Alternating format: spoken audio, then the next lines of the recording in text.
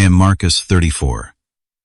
And after building my real estate business from nothing, I finally found happiness with Rebecca. My sister Amanda has always been our family's golden child, getting whatever she wanted since she was born when I was 13. But at my wedding reception, when she deliberately toppled my $3,000 custom cake because I refused to buy her a condo, she crossed a line that could not be uncrossed. Before I tell you how this wedding disaster turned into the wake-up call my family needed, let me know where you are watching from. And hit that subscribe button if you have ever had to deal with entitled relatives. Growing up in Denver, our family was solidly middle class. My dad worked as an electrical engineer while my mom taught second grade at the local elementary school. We lived in a modest 3-bedroom house in a decent neighborhood with good schools. Life was comfortable, but not extravagant. My parents taught me the value of hard work and saving money. That is, until Amanda came along. I was 13 when Amanda was born. The age gap meant that we never really had a typical sibling relationship. I was more like a third parent or a distant uncle figure who would come and go from her life as I moved through high school and eventually left for college. I still remember the day they brought her home from the hospital. She was this tiny bundle with a tuft of blonde hair and big blue eyes that seemed to take up half her face. When Amanda was 4, she got really sick with pneumonia that turned serious. She spent 2 weeks in the hospital, and I remember how terrified my parents were. They hardly left her side. After she recovered, something fundamental changed in our family dynamic. My parents started treating Amanda differently. The rules that had applied to me suddenly became flexible for her. The word no virtually disappeared from their vocabulary when it came to Amanda. While I worked summer jobs to save for college, took out student loans, and lived in a cramped dorm room with 3 other guys, Amanda grew up expecting everything to be handed to her. Her 16th birthday party cost more than my entire first year of college. When she wrecked her first car, a brand new Honda Civic that my parents had given her just 6 months earlier, they replaced it with an even nicer model, without so much as a lecture about responsibility. The summer before my senior year of college, we had planned a family vacation to Florida. 2 days before we were supposed to leave, Amanda, who was 11 at the time, decided she did not want to go anymore because her friend Jasmine was having a birthday party that weekend. Rather than telling her too bad, my parents canceled the entire vacation. Thousands of dollars in non-refundable deposits gone because Amanda threw a tantrum. I learned early on that pointing out this preferential treatment only resulted in being labeled as jealous or petty. "You do not understand," my mom would say. "Amanda is sensitive. She needs more support." Or my dad would deflect with, "When you were her age, things were different. Times have changed." Eventually, I stopped bringing it up altogether. After college, I got a job at a small real estate firm. The hours were long, the commission was modest, but I was determined to succeed. I lived in a studio apartment that was barely bigger than my bedroom. Growing up, ate ramen noodles more often than I care to admit, and put every extra penny into building my client base. 6 years later, I had my own agency with a team of 12 agents working under me. Success did not come overnight. It was the result of countless 70-hour work weeks, missed social events, and sacrifices. Meanwhile, Amanda floated through high school with mediocre grades and a sense of entitlement that only grew stronger with each passing year. She attended a state college for 1 semester before deciding it was not for her and dropped out. My parents fully funded this brief educational experiment and never insisted she get a job afterward. Instead, she lived at home, went shopping with my mom's credit card, and occasionally talked about becoming an influencer or starting a skincare line without taking any concrete steps toward either goal. I met Rebecca at a charity fundraiser 4 years ago. She was running the event, efficiently directing volunteers while somehow maintaining a warm smile for everyone who approached her. I was immediately drawn to her confidence and genuine nature. Unlike the people I often met through my work who were constantly calculating what they could get from every interaction, Rebecca was refreshingly authentic. Our relationship progressed naturally. We shared similar values about money, work, and family. Rebecca had also worked her way through college and built her event planning business from scratch. She understood the satisfaction that comes from earning your success rather than having it handed to you. When I proposed after 2 years of dating, there was no doubt in my mind that I had found my perfect partner.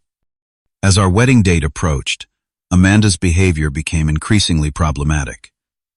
She complained about the bridesmaid dress Rebecca had chosen, claiming it made her look washed out. She showed up late to the bridal shower and spent most of the time on her phone. During the bachelorette weekend, she made passive-aggressive comments about the accommodations not being luxurious enough. Each time my parents made excuses for her and urged Rebecca and me to be more understanding.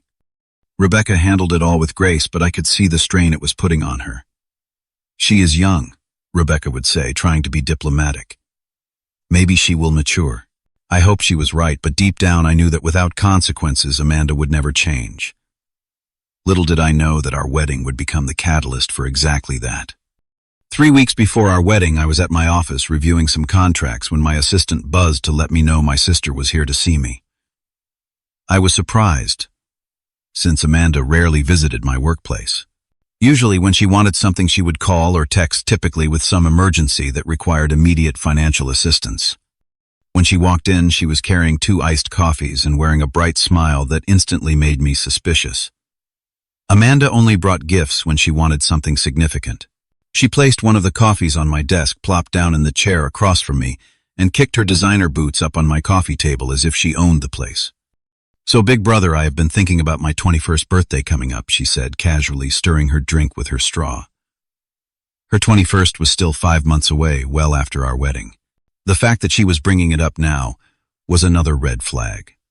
"What about it?" I asked, already bracing myself for whatever unreasonable request was coming. "Well, you know how most people get like a car or something when they turn 18, she continued.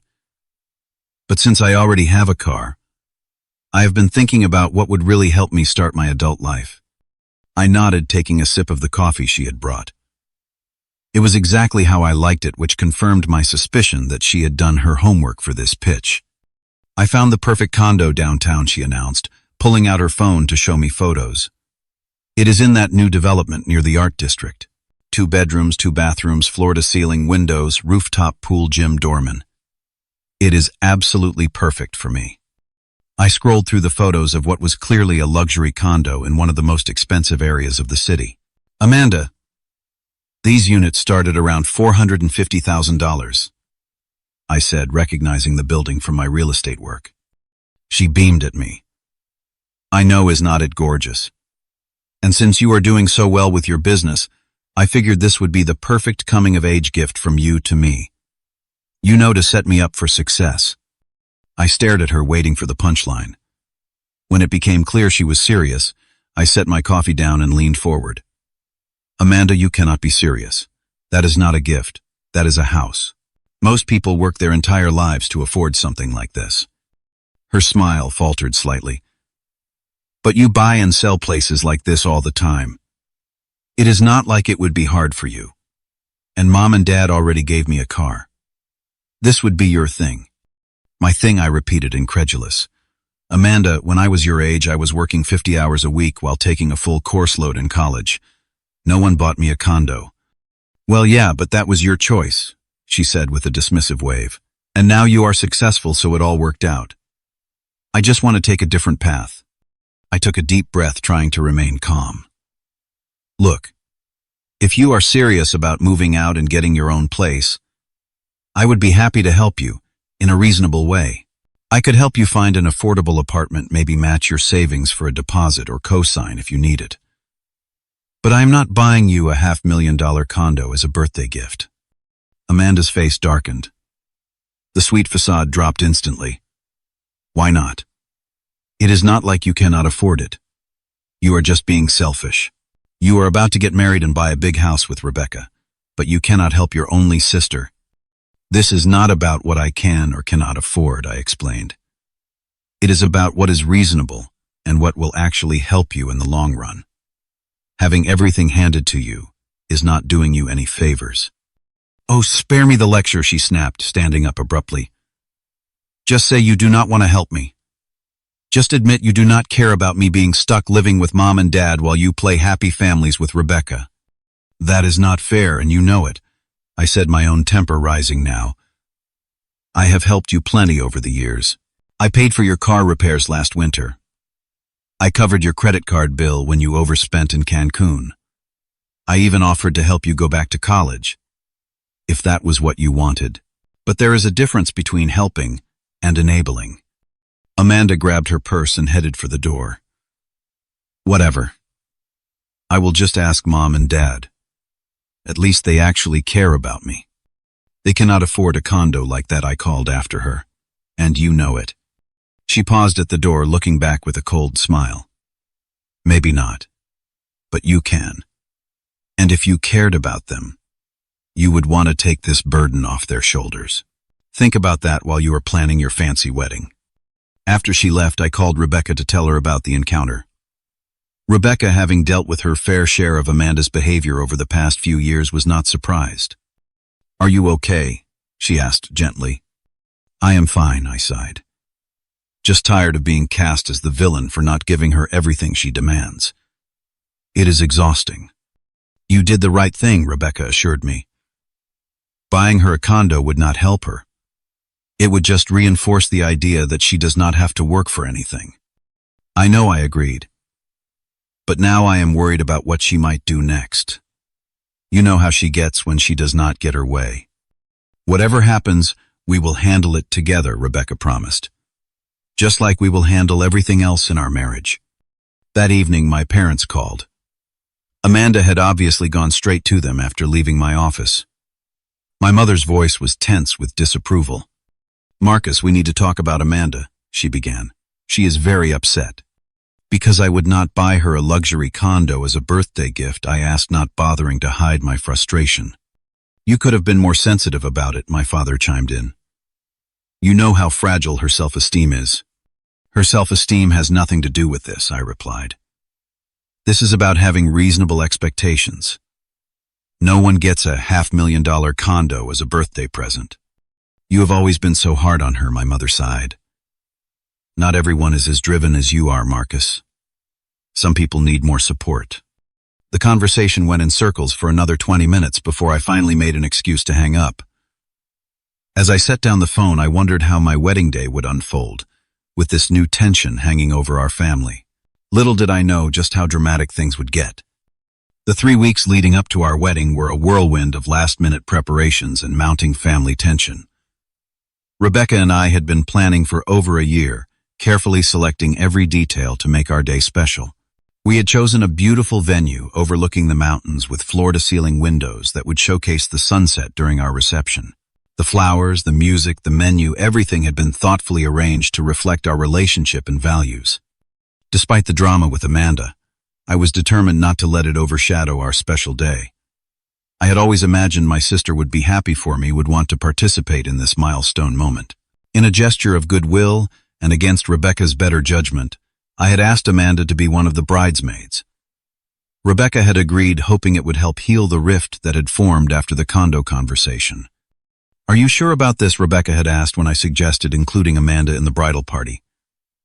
She has not exactly been supportive of our relationship. She is my sister, I had replied. Despite everything, I want her to be part of our day. Maybe being included will help her feel less resentful. Rebecca had squeezed my hand. If that is what you want, then I am on board. But let us be prepared for any drama she might bring. 2 days before the wedding, we held our rehearsal dinner at an upscale restaurant downtown. The tension was palpable as soon as Amanda arrived 45 minutes late and wearing a white dress that was remarkably similar to a wedding gown. My mother quickly rushed to defend her choice before anyone could comment. Does not she look beautiful? My mother gushed as if daring anyone to suggest the outfit was inappropriate. White is so flattering on her. Rebecca's maid of honor, her cousin Sarah, raised an eyebrow but said nothing. The rest of the bridal party exchanged uncomfortable glances. Rebecca, ever gracious, simply smiled and thanked everyone for coming. Throughout the dinner, Amanda made passive-aggressive comments about everything from the food to the wedding plans. I hope the catering at the actual wedding is better than this, she remarked loudly after taking one bite of her steak. And I still think you should have gone with the other venue. This one is so conventional. Each barb was designed to undermine our choices and draw attention to herself. My parents said nothing to correct her behavior. Instead, they nodded along as if her comments were perfectly reasonable critiques, rather than deliberate attempts to cause friction. After dinner, as guests mingled over dessert and coffee, my father pulled me aside. "Your mother and I have been talking," he began, his voice low. "We think you should reconsider Amanda's birthday request. Not the entire condo, of course, but perhaps you could make a significant contribution toward it as a gesture of family unity." I stared at him in disbelief. "Are you seriously bringing this up now? 2 days before my wedding?" "We are just trying to keep the peace," he insisted. "Amanda is very hurt by your refusal. She feels like you do not value her as much as you value Rebecca and your new life together." "This is not a competition," I said firmly. "I love Amanda, but buying her a luxury condo would be ridiculous and unhelpful. I am not discussing this further, especially not now." I walked away before he could respond, rejoining Rebecca, and doing my best to enjoy the remainder of the evening. Later that night, as Rebecca and I drove home, I apologized for my family's behavior. "You have nothing to apologize for," she assured me. "Their actions are not your responsibility." I know I sighed. "But I wanted tonight to be perfect for you." Rebecca smiled and took my hand. "The only perfect thing I need is you showing up at the altar in 2 days. Everything else is just noise." Her words calmed me, reminding me of what truly mattered. Still, I could not shake the feeling that Amanda was planning something. The gleam in her eye when she looked at us worried me. The day before the wedding, the custom cake we had ordered was delivered to the venue. It was a stunning 4-tier creation, with hand-painted details that matched our invitation design and subtle gold accents that picked up the sunset light. The baker was a renowned pastry chef who had a 6-month waiting list, and the cake had cost us $3,000, a splurge we had decided was worth it for the visual impact and delicious flavor combinations we had selected. When Amanda saw a photo of the cake that the baker had sent me, she had made a dismissive noise. $3,000 for a cake that is just going to be eaten. That money could have gone toward my condo fund, you know. I had ignored the comment, refusing to be baited into another argument. The morning of our wedding arrived with perfect weather, exactly as we had hoped. The ceremony was scheduled for 4 in the afternoon, with the reception to follow immediately after. As I stood in my suite getting ready with my groomsmen, I felt a mixture of excitement and apprehension. Rebecca and I had decided to spend the night before apart, following tradition, and I could not wait to see her walking down the aisle. My best man Jordan noticed my distraction. "Everything okay?" he asked as he adjusted his tie. "Just family stuff," I admitted. "I am worried about Amanda causing a scene." Jordan nodded knowingly. He had witnessed Amanda's behavior firsthand over the years. "Want me to assign someone to keep an eye on her? Tyler is good at diffusing situations." I considered it for a moment but shook my head. "No, that might just make things worse if she notices. Let us just hope she behaves herself today." The ceremony itself was beautiful. As Rebecca walked down the aisle, radiant in her gown, all my worries temporarily faded away. The look of love in her eyes, when our gazes met, made everything else seem insignificant. We exchanged vows, promising to stand by each other through whatever life might bring, and in that moment I truly believed we could handle anything together. Amanda performed her bridesmaid duties correctly, but without warmth. Her smile never reached her eyes, and she avoided looking directly at me throughout the ceremony. When it came time for the family photos afterward, she positioned herself as far from Rebecca and me as possible, while still technically being in the frame. My parents either did not notice or chose to ignore this obvious display of resentment. As we moved into the reception, I began to relax slightly. The worst seemed to be over. The venue looked stunning, with the sunset streaming through the windows, casting a golden glow over everything. Our $3,000 cake was displayed prominently on a table near the dance floor, awaiting the traditional cutting ceremony later in the evening. I noticed Amanda eyeing the cake several times during the cocktail hour, a calculating expression on her face. When our planner announced it was time for the toasts before dinner, I felt a knot form in my stomach. Amanda was scheduled to speak after my best man and Rebecca's maid of honor. Given her mood, I was bracing myself for what she might say. Little did I know that her speech would be the least of our problems. The reception was in full swing. Jordan had just delivered a heartfelt best man speech, that had the perfect balance of humor and sincerity, ending with a toast that brought tears to my eyes. Sarah followed with equally moving words about Rebecca's friendship and how happy she was to see her cousin find someone who truly appreciated her. The guests were smiling, glasses raised as the microphone was passed to Amanda. She took it with a tight smile, smoothing down her bridesmaid dress, which she had complained about throughout the entire wedding planning process. For those who do not know me, I am Amanda Marcus's sister, she began, her voice artificially sweet. I want to congratulate my brother and his new wife on their special day. There was a pause that stretched just a beat too long before she continued. Marriage is about sharing, about putting family first, about supporting each other through thick and thin. Her eyes locked with mine, challenging. I hope my brother remembers those values as he starts his new life. The thinly veiled reference to her condo request made my jaw clench, but I maintained my smile. Rebecca squeezed my hand under the table. Amanda finished her speech with a few more generic well wishes that sounded rehearsed and hollow. As she handed the microphone back to the wedding planner, I noticed her glance toward the cake table with an expression I could not quite read. Dinner was served shortly after a delicious four-course meal that Rebecca and I had carefully selected. Throughout the meal, I kept an eye on Amanda, who was seated at the family table with our parents. She was drinking more than usual, finishing her wine quickly and signaling for refills. My mother, instead of suggesting she slow down, seemed to be encouraging her, perhaps hoping the alcohol would improve her mood. After dinner, the DJ announced it was time for our first dance. Rebecca and I moved to the center of the floor as our chosen song began to play. For those few minutes swaying with my new wife in my arms, I forgot about all the family drama. Rebecca looked up at me with such love that nothing else mattered. As the song ended, the DJ invited other couples to join us on the dance floor. The party was truly underway now, with guests of all ages filling the space. From the corner of my eye, I saw Amanda stand up from the family table and begin walking purposefully across the room. At first, I thought she might be heading to the restroom or the bar, but her path took her directly toward the cake table. What happened next seemed to unfold in slow motion. Amanda, glass of red wine in hand, appeared to stumble slightly as she approached the cake display. But there was something too deliberate in her movement, too calculated in the way she reached out her arm as if to steady herself against the table. Instead of stabilizing, her hand pushed against the edge of the table with enough force to tip it off balance. The $3,000 wedding cake began to wobble, then tilt, and finally topple forward in a catastrophic collapse. Tears separated, fondant cracked, and the entire beautiful creation ended up in a heap on the floor, partially splattered on Amanda's shoes.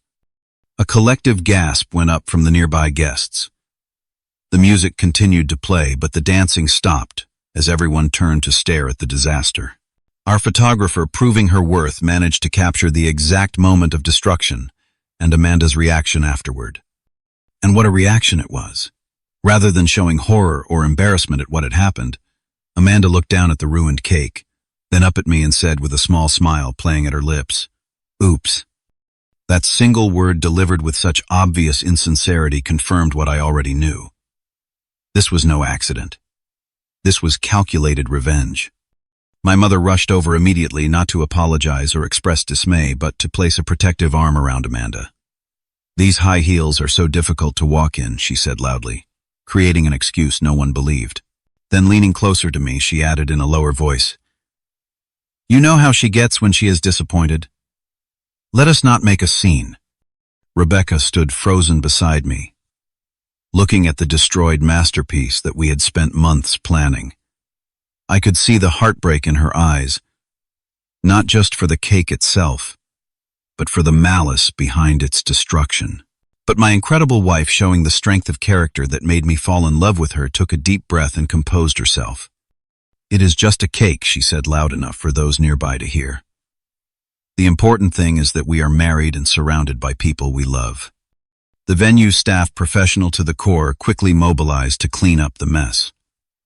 Our wedding planner appeared at my side, apologizing profusely, even though none of this was her fault. "We have some backup desserts in the kitchen," she assured us. "Not as spectacular as the cake, but something for your guests to enjoy." I nodded, still processing what had just happened. Part of me wanted to confront Amanda right there, to call out her childish revenge for what it was. But another part, the part that had spent years keeping the peace in my family, held back. This was still our wedding day. Creating a scene would only give Amanda more of the attention she craved. Instead, I turned to Rebecca. "Are you okay?" I asked softly. She nodded, though I could see the hurt behind her smile. "I will not let her ruin this day for us," she whispered back. "That would be giving her exactly what she wants." I looked across the room to where Amanda now stood with our parents. She was playing the part of the embarrassed, apologetic sister, dabbing at her eyes with a tissue my mother had provided. But when she thought no one was watching, I caught the satisfied smirk that flashed across her face. In that moment, something shifted inside me. The pattern of excusing Amanda's behavior, of smoothing things over to keep the peace, of sacrificing my own boundaries to avoid conflict, it all suddenly seemed so clearly wrong. This was not just about a ruined cake. It was about years of entitlement, of my parents enabling destructive behavior, of Amanda never facing consequences for her actions. Rebecca and I had just promised to build a life together, to create our own family based on mutual respect and support. How could we do that if I continued to allow toxic dynamics from my birth family to poison our happiness? As the reception continued around us, with the venue staff setting up an alternative dessert table and the DJ encouraging everyone back to the dance floor, I made a decision. There would be no confrontation tonight. No dramatic scene to give Amanda the attention she craved. But things would be different from now on, starting tonight. I leaned close to Rebecca and whispered, "I need to step outside for a few phone calls. Will you be okay for 10 minutes? She looked at me curiously but nodded. "Of course. Do what you need to do." With a quick kiss to her cheek, I slipped away from the reception and out onto the venue's terrace, pulling my phone from my pocket.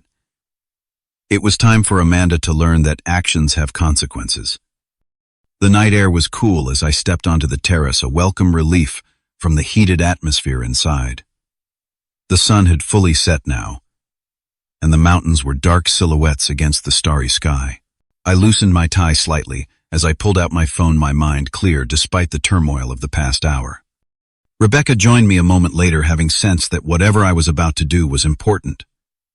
"What are you thinking?" she asked, wrapping her arms around herself against the evening chill. I slipped off my jacket and placed it over her shoulders. "I am done enabling Amanda," I said simply. "It is time for some real consequences." Rebecca nodded, no surprise on her face. "What do you have in mind?" I held up my phone. "Remember that lease? I agreed to co-sign for her new apartment. The one she was planning to move into next month. The one you were doing as a favor, even though she has been awful to both of us." Rebecca asked with a raised eyebrow. "That is the one I confirmed. I am canceling it." I pulled up the email from the leasing office and quickly composed a message explaining that I would no longer be serving as a co-signer for Amanda Mitchell's lease agreement. I highlighted the clause in the preliminary paperwork that allowed me to withdraw before the final signing. Rebecca read it over my shoulder and nodded her approval before I hit send. "That feels good," I admitted. "But it is just the beginning." Next, I pulled up my banking app. 3 months ago, before the whole Condo drama began, I had started a small fund to help Amanda with moving expenses. It was not the luxury condo she wanted, but it was a generous gesture to help her get established in her first apartment. $5,000 that she had been counting on. With a few taps, I froze the account. She would not be able to access those funds now. The petty part of me wished I could see her face when she discovered that her safety net had disappeared. "Are you sure about this?" Rebecca asked, not because she disagreed, but because she wanted me to be certain. "I have never been more sure of anything," I replied. "For years, I have tried to be the responsible one to help her while setting reasonable boundaries. And what has it gotten me? A ruined wedding cake. And a sister who thinks she can manipulate me into buying her a condo. It stops now." I made 2 more calls. The first was to my family lawyer, briefly explaining what had happened, and asking him to document the incident. It might seem excessive, but given Amanda's pattern of behavior, I wanted a record of events, in case things escalated further. The second call was to my accountant, instructing him to review all financial connections between my accounts and my family members.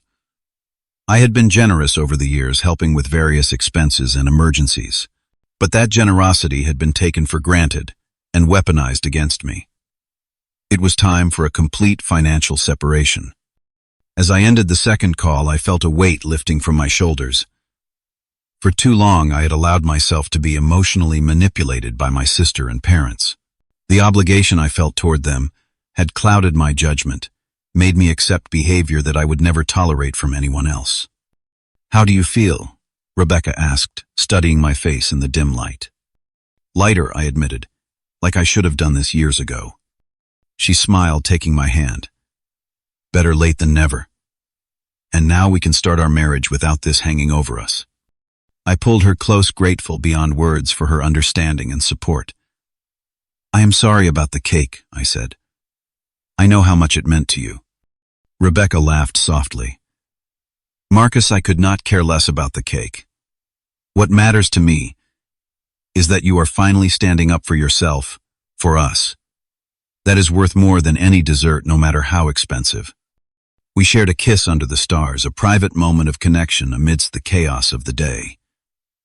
When we pulled apart, Rebecca's expression was determined. "Now let us go back in there and enjoy our wedding," she said firmly. "Amanda has taken enough of our attention for one day." We returned to the reception hand in hand, a united front. The party was back in full swing, guests dancing and enjoying the replacement desserts. If anyone was still talking about the cake incident, they had the good sense to stop when they saw us approach. For the rest of the evening, I did not speak to Amanda or my parents. I focused entirely on celebrating with Rebecca, dancing with her, mingling with our friends, and creating memories that had nothing to do with family drama. Several times I caught Amanda watching us with a confused expression, clearly thrown by my lack of reaction to her sabotage. She had expected tears, a confrontation, something that would center the attention on her. My indifference was clearly unsettling her more than any angry response could have. As the night wound down and guests began to depart, my parents approached us, Amanda trailing behind them. My mother's expression was a mixture of guilt and defensiveness. "Marcus, we want to apologize for the unfortunate incident with the cake." She began, choosing her words carefully. "Amanda feels terrible about it. Do not you, dear?" Amanda nodded unconvincingly, her eyes darting around, refusing to meet mine. "It is fine," I said coolly.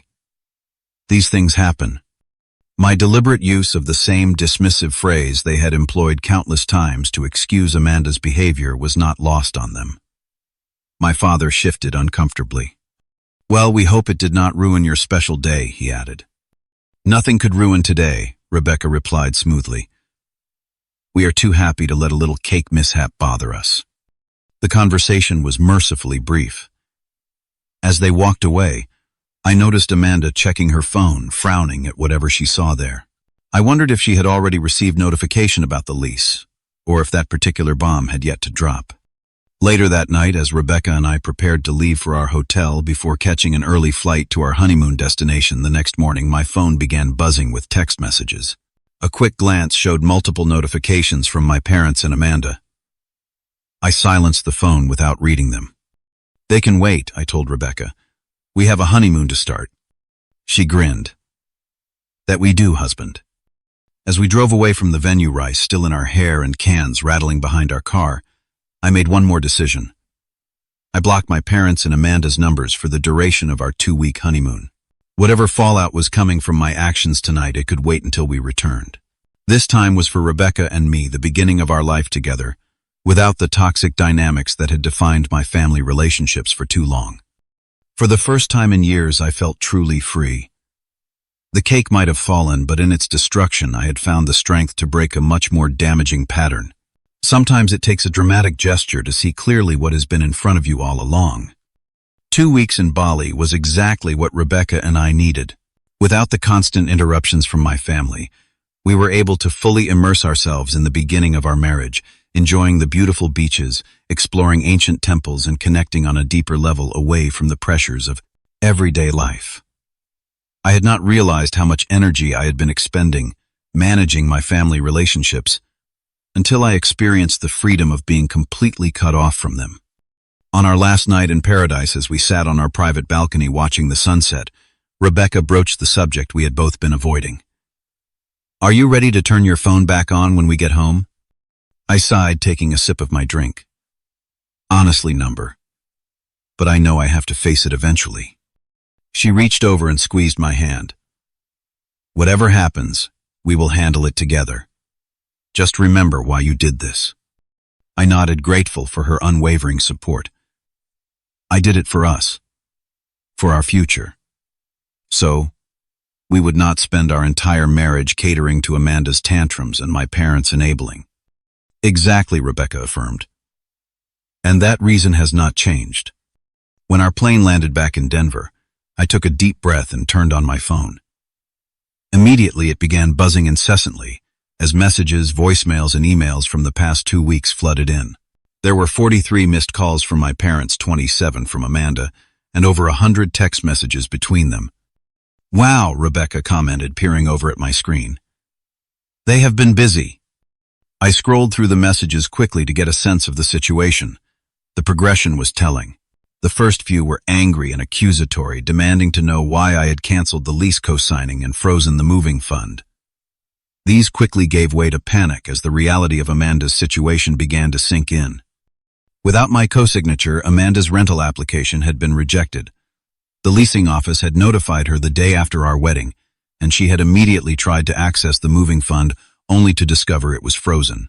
Her carefully laid plans had crumbled in an instant. My parents' messages started with scolding, telling me how disappointed they were in my petty revenge and demanding I reconsider. As the days passed without a response from me, their tone shifted to bargaining, then to outright pleading. One message from my father particularly stood out. "Marcus, we understand you are upset about the cake, but this seems like an extreme reaction. Amanda has nowhere to go. Her current lease ends in 2 weeks. Please call us." I showed it to Rebecca, who raised an eyebrow. "Extreme reaction? That is rich, coming from the people who raised a daughter who deliberately destroyed our wedding cake over a condo." I know, I agreed. The disconnect is astounding. As we collected our luggage and headed to the taxi stand, I played the most recent voicemail from Amanda. Her voice was tear-filled and angry. "Marcus, I cannot believe you would do this to me. Mom and Dad cannot afford to co-sign for me or help with the deposit. I am going to be homeless because of you. Is that what you want? For your sister to live on the street, all because of one stupid cake? You are supposed to be the responsible one, the one who helps family. Call me back immediately." Rebecca shook her head as the message ended, still all about her. No real apology, just manipulation. "That is Amanda's specialty," I replied, putting my phone away. "Let us get home and settled before I decide how to respond." Back at our condo, we unpacked and ordered takeout, both too tired from the long flight to cook. As we ate, I continued sorting through the backlog of messages. It was like watching a soap opera unfold in chronological order. The most interesting development had occurred exactly 9 days after our wedding. At precisely 9:42 in the morning, according to the timestamp on the frantic messages I received, Amanda had received an eviction warning notice from her current apartment complex. Apparently, she had stopped paying rent 3 months ago, assuming she would be moving into her new place and abandoning the old lease. Without the new apartment secured and with no moving fund to draw from, she was facing not only homelessness but also potential legal action from her current landlord. My parents had discovered they could not afford to bail her out. My father had recently taken early retirement, and their fixed income was not sufficient to cover Amanda's financial shortfall. For perhaps the first time in her adult life, Amanda was facing the natural consequences of her actions with no safety net. "Look at this," I said to Rebecca, showing her a message from my mother. "They tried to take out a loan to help Amanda, but they were denied because of their debt-to-income ratio. Apparently, they are still paying off the credit cards from Amanda's trip to Europe last year and her car." Rebecca whistled low. "So they have been overextending themselves for her all this time." "Seems like it," I replied. "And now they have hit the wall." The most recent message was a voicemail from Amanda left just yesterday. Her voice was different this time, less entitled and more desperate. "Marcus, please. I know you are mad and maybe I deserve it. What I did at the wedding was wrong. I was hurt and angry, but I should not have taken it out on your cake. I have been calling around, but no one will rent to me without a cosigner or proof of income. Mom and Dad are trying, but they cannot help. I have nowhere to go when my lease ends next week. Please call me back, please." It was the closest thing to an apology I had heard from her, though it was still wrapped in self-interest rather than genuine remorse. Still, it was progress of a sort. Rebecca studied my face as I listened to the message. "What are you thinking?" I set the phone down, considering. "I am thinking that for the first time in her life, Amanda is experiencing what happens when no one swoops in to fix her mistakes. Part of me feels guilty, but another part knows this might be the best thing that could happen to her." "Do you want to call her back?" Rebecca asked. I shook my head. "Not yet. I need to be clear about my boundaries before I engage. If I call now, I might get pulled back into the same old patterns." That evening, I drafted an email to Amanda copying my parents. I wanted to make my position absolutely clear without the emotional manipulation that would inevitably come with a phone call. "Amanda, Mom, and Dad," I wrote. "I have returned from my honeymoon and seen your messages. What happened at my wedding was not an accident. It was a deliberate act of malice, because I refused to buy Amanda a luxury condo. This behavior is the culmination of years of entitlement and lack of consequences. I am not going to co-sign Amanda's lease. I am not going to unfreeze the moving fund. These are the natural consequences of her actions. If Amanda wants my help in the future, the following things need to happen. 1. A genuine apology that acknowledges the harm done not just to our cake but to our relationship over the years. 2. Evidence of Amanda taking responsibility for her own finances, including getting and maintaining a job. 3. A commitment to treat Rebecca with respect as my wife and a member of our family. Until these conditions are met, I will be maintaining my distance. I love you all, but I will no longer enable behavior that is harmful to Amanda's development as an adult and to my own well-being. I showed the draft to Rebecca, who nodded her approval. Clear, firm, but not cruel. I think it strikes the right balance. With a deep breath, I hit send, then turned to Rebecca. Now we wait. The response was not long in coming. My mother called within minutes of receiving the email.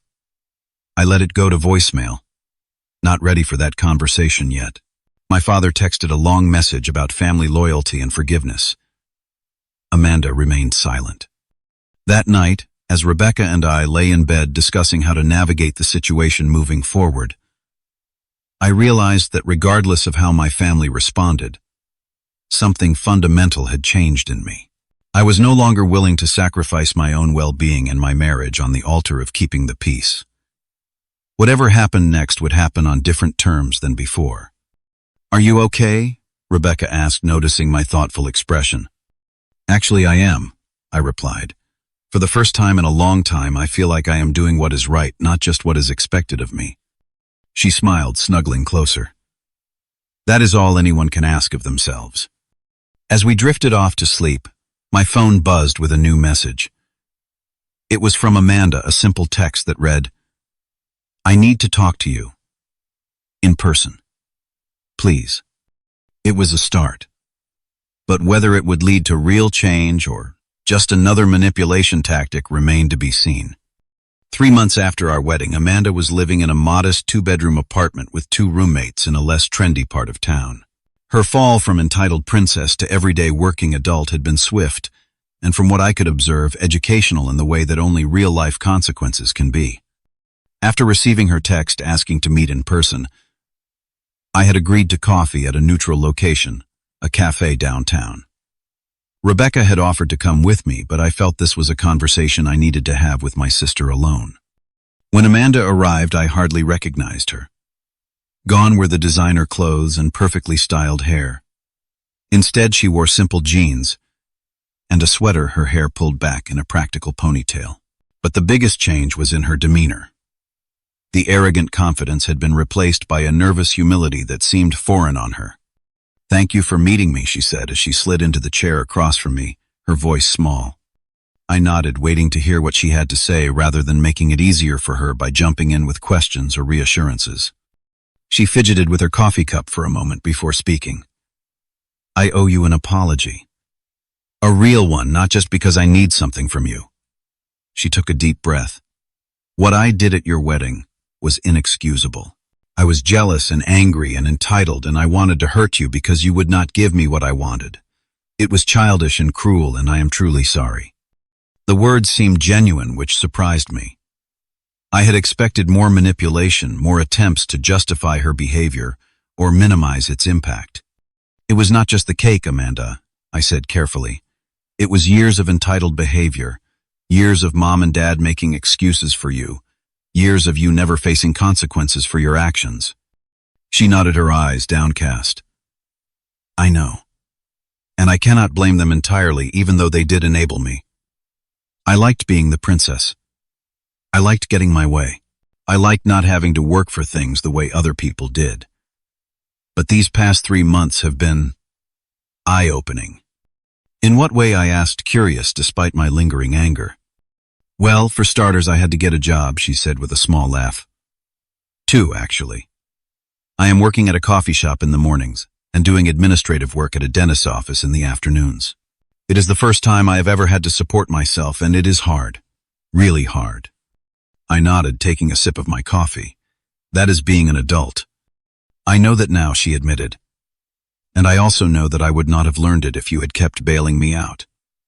As much as I hated you for it at the time, you did the right thing by cutting me off." Her admission took me by surprise.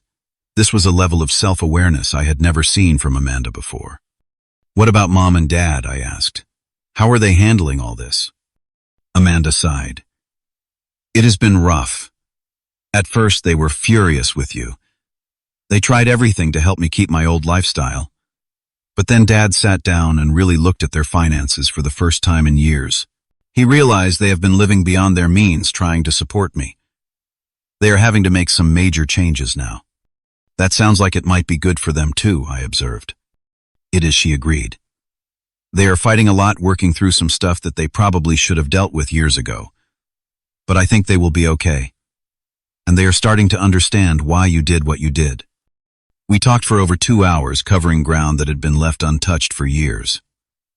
Amanda told me about her new roommates, one of whom was a financial advisor who was helping her create her first budget. She showed me the spreadsheet on her phone, a careful accounting of every dollar she earned and spent. "I never realized how expensive life is," she admitted, "or how much I was taking for granted." As our conversation wound down, I found myself feeling something I had not expected: hope. Hope that my sister might actually grow from this experience, that our relationship might evolve into something healthier. "I would like to meet Rebecca for lunch sometime," Amanda said tentatively. "To apologize to her directly for ruining your wedding cake. If she would be willing to see me, that is."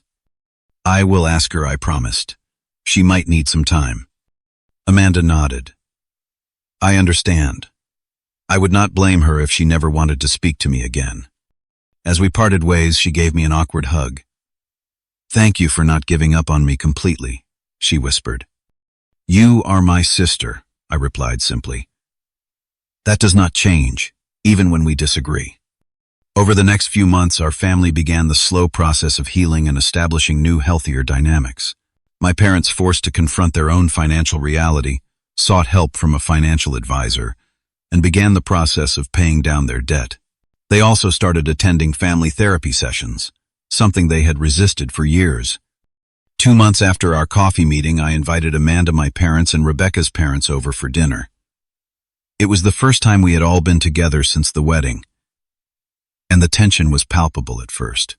But as the evening progressed, it began to ease. Amanda presented Rebecca with a small gift, a handmade apology card, and a gift certificate for a local bakery, known for their custom cakes. "I thought maybe you could order the anniversary cake you deserve," she said shyly. "It is not much, but I saved up from my coffee shop tips." Rebecca, always more forgiving than me, accepted the gesture with grace. Thank you, Amanda. That is very thoughtful. As we all sat around the table sharing dessert, I observed the subtle shifts in our family dynamic. My parents deferred to me more than they had in the past, respecting my boundaries in a way they never had before. Amanda, though still occasionally showing flashes of her old entitled self, caught herself quickly and redirected. After dinner, as everyone was preparing to leave, my father pulled me aside. "I owe you an apology too," he said quietly. "We did Amanda no favors by sheltering her from consequences all these years, and we put too much pressure on you to be the responsible one, the one who would always give in to keep the peace." His acknowledgement meant more to me than I had expected. "Thank you, Dad. That means a lot. Your mother and I, we are trying to do better," he continued. "It is not easy changing patterns that have been in place for so long, but we are trying." I nodded, feeling a warmth toward my father that had been missing for years. That is all any of us can do. 6 months after the wedding, Amanda called to tell me she had enrolled in community college courses. "I am thinking about getting a business degree," she explained. "My boss at the dentist's office says I have a knack for office management." "That is great, Amanda," I said, genuinely proud of her initiative. "Let me know if you need help with your course selection or study strategies." Actually, she hesitated. "I was wondering if you might be willing to help me create a budget for school expenses. Not pay for them," she added quickly. "Just help me figure out how to manage my money better, so I can afford the classes without going into too much debt." It was exactly the kind of help I had always been willing to give, support that fostered independence rather than dependence. "I would be happy to," I told her. "Why do not you come over this weekend? Rebecca and I can help you put together a solid plan." As I hung up the phone, Rebecca looked up from her book with a smile. "Amanda again." I nodded, sitting beside her on the couch. "She is enrolling in community college. Wants help creating a budget for it." Rebecca marked her place and set the book aside. "You know, when you first told me about cutting her off financially, I was worried it might permanently damage your relationship with her. But it seems like it was the best thing that could have happened." "I think it was," I agreed. "She is growing up finally. And our relationship is actually getting stronger because it is based on mutual respect now, not manipulation and guilt." "I am proud of you," Rebecca said, leaning her head on my shoulder. "It takes courage to break unhealthy patterns, especially with family." I wrapped my arm around her, grateful beyond words for her unwavering support through all of this. "I could not have done it without you." 1 year after our wedding, we held a small anniversary celebration. Amanda helped with the decorations, carefully hanging fairy lights around our backyard. My parents brought a bottle of champagne, and Rebecca's family joined us for a barbecue. It was nothing fancy, just good food, and the people we cared about most. When it came time for dessert, Rebecca disappeared into the house and returned carrying a small but elegant cake, similar in design to our original wedding cake, but scaled down. "I thought we could have a do-over," she explained with a smile. "A proper cake cutting without any drama." As Rebecca and I stood together, knife poised over the cake, I looked around at our gathered family. My parents watching with genuine smiles. Amanda clapping enthusiastically, a world away from the entitled young woman who had deliberately ruined our first cake. Rebecca's family, who had welcomed me with open arms from the beginning. "Make a wish," Rebecca whispered as we prepared to cut the first slice. I did not need to wish for anything. Everything I wanted was already here. Have you ever had to set difficult boundaries with family members who took advantage of your generosity? What was your breaking point? And how did you handle the aftermath? Share your stories in the comments below. If this story resonated with you, please hit that like button and subscribe for more real-life experiences about family dynamics, personal growth, and standing up for yourself. Remember, sometimes the hardest choices lead to the healthiest outcomes. Thank you for listening to my story, and I wish you strength and clarity in your own family relationships.